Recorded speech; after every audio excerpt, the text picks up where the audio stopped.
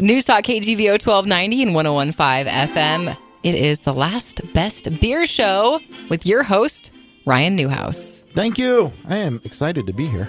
It's Friday night, baby. It's Friday night. You know, you know what I was doing last Friday? I was drinking beer. I had to bring something to the table, though, for you go ahead. today, real quick, before we get into your stuff here. But they just released a map of what food every state is known for. And can you guess Montana's? Food? Montana's food?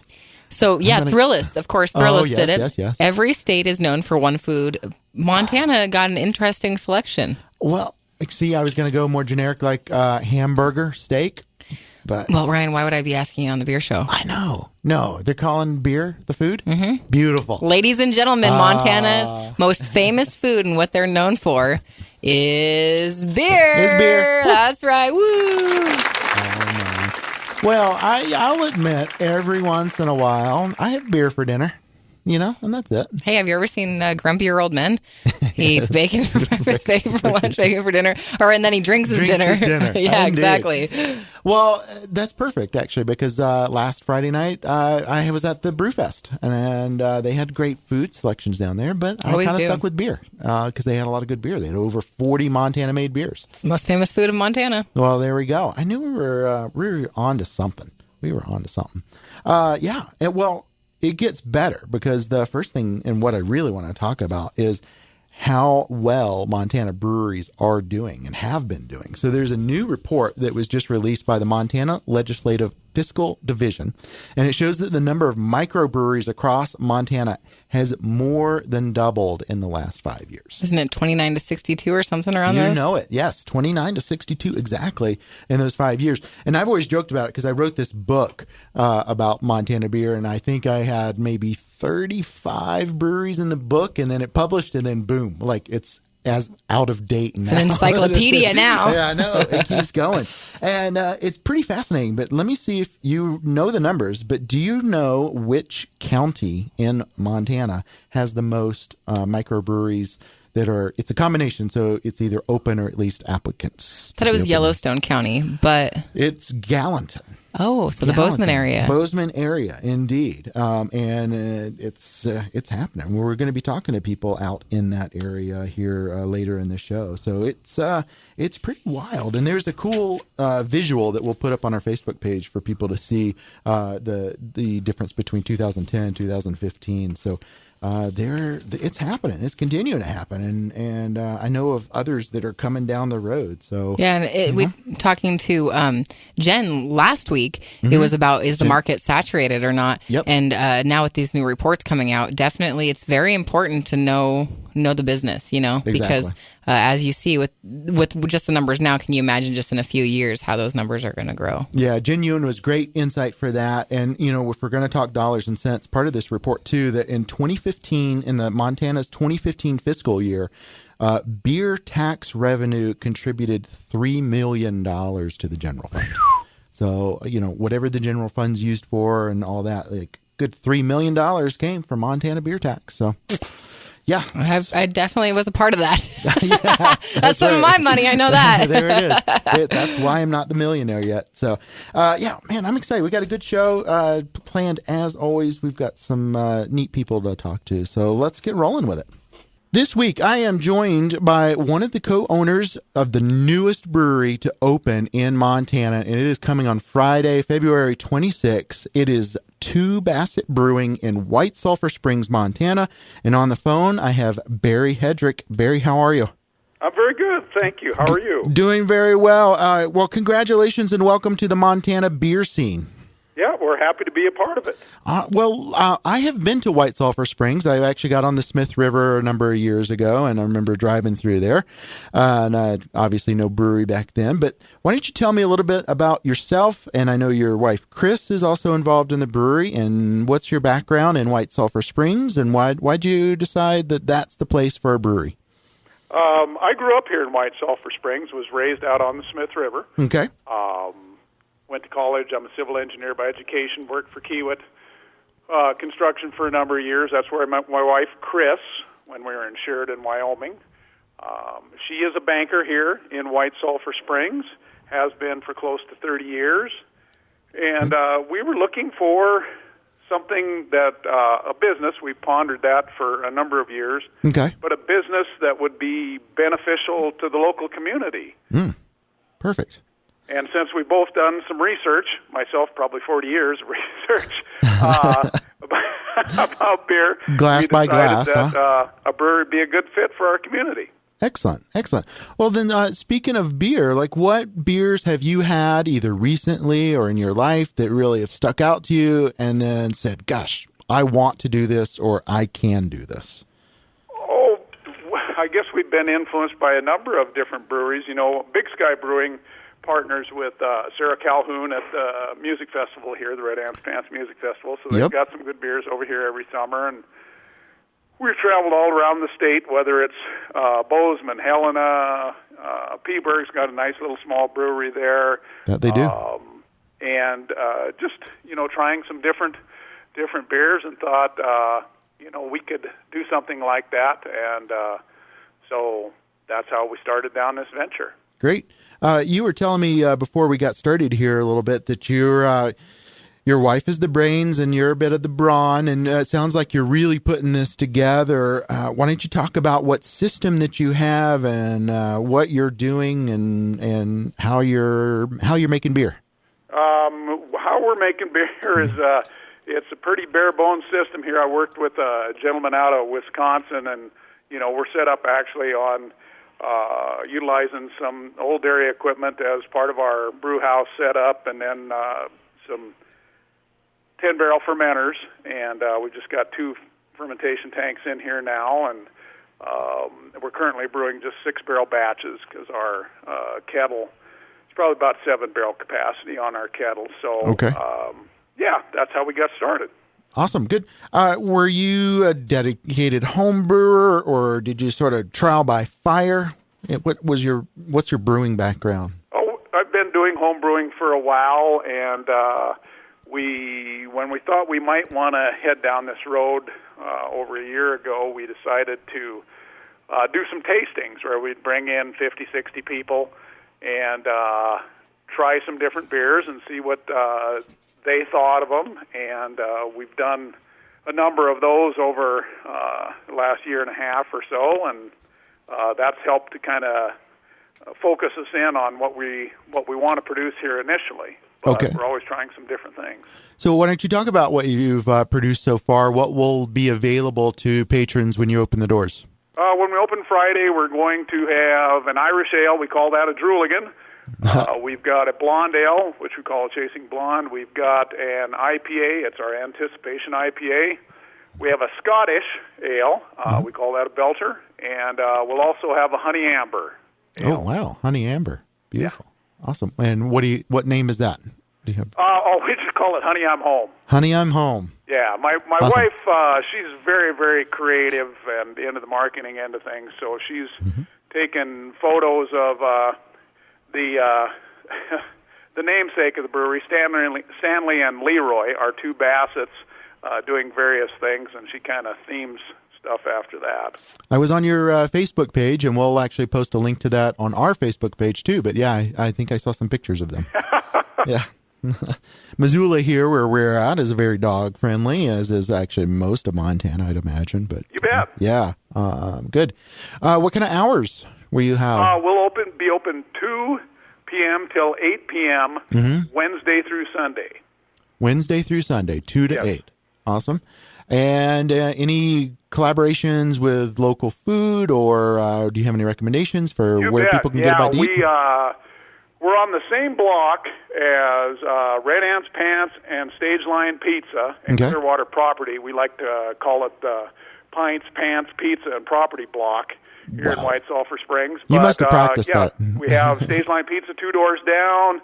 Across the street is the Stockman Bar. They have food. Down the street is the Mint Bar. They have chicken and burgers. And down the street is Bar 47, which also has a varied menu of food. All have talked with us about being able to bring food in, as has the Roadhouse, which is on the south end of White Sulphur Springs. Okay, good. Will you have enough beer for people to fill growlers yet, or are you just going to Yes. start with? You Yeah. do. Okay, you'll fill growlers and serve pints. Yep. And beautiful.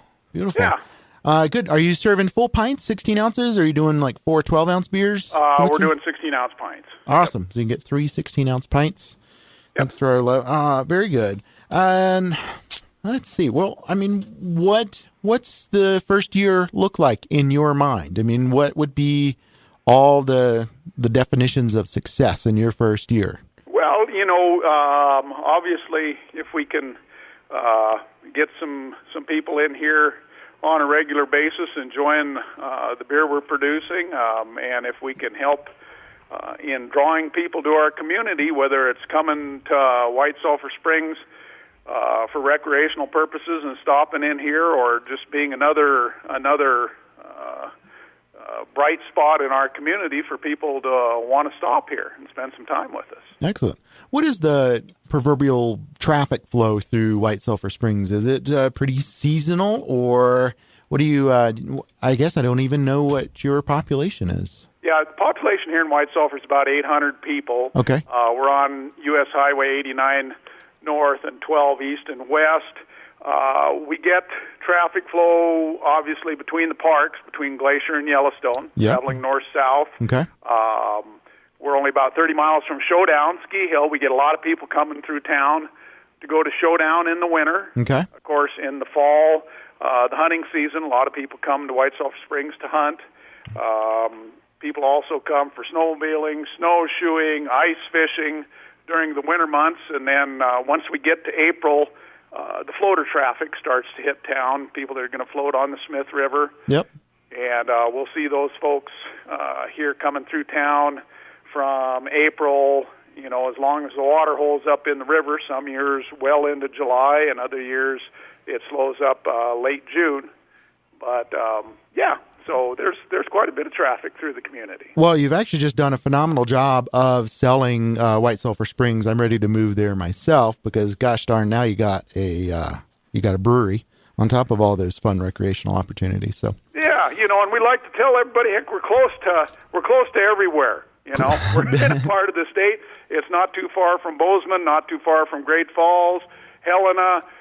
You can go a couple hours over to Billings, and by the same notion, it isn't all that far on over to Missoula. So, nope. Yeah. Excellent. Well, good. I'll plan my trip out there and bring my Montana Brewery passport, get you guys a stamp. But Barry, thank you so much for spending time with me today, and congratulations and good luck on your opening. And we'll certainly check back in sooner than later. Hey, you bet, and thank you so much for all of your efforts on behalf of all of the members of the brewing industry here in Montana. It's really appreciated. Thank you, and I appreciate that. I mean, I have fun with it, so that's the important part. All right, have a great day. Love craft beer and want to learn how to brew your own? Take this online course to get insider tips from Montana brewers and top secret recipes for local favorites. Newstalk KGVO 1290 and 101.5 FM with the Last Best Beer Show. Yes, ladies and gentlemen, your host, Ryan Newhouse. Thank you. Good to be back here just after the commercial break, and we've already chatted with Barry Hedrick here, one of the newest brewery going to be open in Montana. But I want to spend a couple minutes because I always like to broaden the topic and take it back outside of Montana. So we're going to talk about two things I like a lot. Beer, of course. Of course. Hello. Yeah, that's why we're here. Coffee, though. Big coffee fan. I'm a big coffee snob. Good. I say snob, I should say fan. Oh, no, that's okay. I'm coffee snob, beer geek. Well, I'm the worst snob. Because in the Radio Jock Lounge right now, a child is selling coffee, and I'm like, so what's the coffee like? Because I'm kind of picky. Yes. So let's chat. Yeah. So, hey, I was very pleased to find this article in Business Insider that here's the headline: drinking more coffee may undo liver damage from booze. Undo. Yes, you can fix what's broken. Oh, I must be undoing a lot of damage because I drink a lot of coffee. There you go. I better counteract that with some beer. Yes, right. You know, they go hand in hand. So there's a big study. Researchers analyzed data from 9 previously published studies that actually included 430,000 participants. So a pretty good sample size. So if you drink 2 additional cups of coffee a day, it was linked to having a 44% lower risk of developing liver psoriasis. So liver psoriasis, sort of hardening of the liver, induced by drinking alcohol. A couple things that aren't clear, though. It says 2 additional cups of coffee. Well, what's my baseline? I'm already drinking 3, 4, however many cups. Exactly. So I need to drink 6. Double it. Double it, whatever it is. 2 lumps of sugar. But yes, exactly. Well, here you go. You bring up a good point. They do also, they say coffee, but they don't specify, does that mean triple grande caramel macchiato? Probably just black. Probably just black coffee. But the idea is that they are good for each other as far as whatever damage may be done by drinking alcohol. Undo it with coffee. Well, to further the relationship between coffee and beer, there was another study that I found, actually from a coffee co-op, coffee producer, that beer and coffee, what it actually each one does to your brain, and there are plenty of good things. It says beer makes you less worried around about the world around you. Your inhibitions are lower. That's right. And it frees up your brain so you can make deeper connections for great ideas. But however, caffeine's effects kick in only after 5 minutes, which gives you more energy and a stronger ability to focus. And the whole takeaway, the conclusion for what your brain is like on beer or coffee is if you drink beer, you can come up with the idea. But you forget it. Yes. After 3 more. So you need coffee to give you the energy to actually execute. Or remember it. So there you go. Beer and coffee, from these 2 reports at least. And for me, it sounds like they're 2 good things to have hand in hand. I agree. Good. Awesome. Good. All right. Well, we're going to jump in because we've got more to talk about. Well, each week on the Last Best Beer Show, I like to devote a few minutes to talking about beer and food and how well they go together. So this week, I have with me a guest from the Iron Grizz, which is a phenomenal little restaurant that we held last week's February's Business and Brews event that we did on the 17th. And with me on the phone, I have Sam Bellinger, who is the Director of Marketing for UM Dining. Sam, welcome to the Last Best Beer Show. Great to be here. I tell you, that for me was my first experience with Iron Grizz. Well, actually, why don't you just tell everybody where the Iron Grizz is in case they don't know? The Iron Grizz is at 515 South Avenue East. Okay. It's located on the University of Montana golf course, right there at the clubhouse. Yep. Great. Perfect. Nice little restaurant, and I'll jump in with the beer. You guys have probably one of the coolest draft beer pouring systems that I've seen, and I don't know. Can you talk about that? Yeah, what makes it unique? The bottoms-up tap system. It's a pretty new system on the market. So what it does is every cup has a magnet in the bottom and a little ring. And so when you put that cup on top of that dispenser, you push it down, that fills that cup from the bottom of the cup up.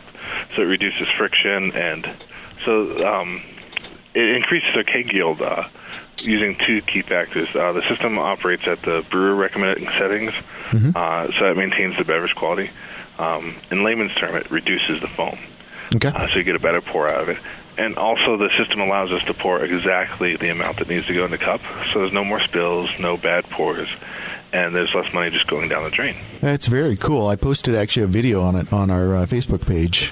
It's a sideways video, unfortunately, because I'm not a videographer, but it is cool nonetheless. And I was hearing something like in the 94, 96% that you get to yield from the keg. So it is very little waste. Yeah. Awesome. It's somewhere in the high 90s there on that keg yield. Okay. So. Well, you guys have been around for a little while, but maybe was there a recent renovation that you went through?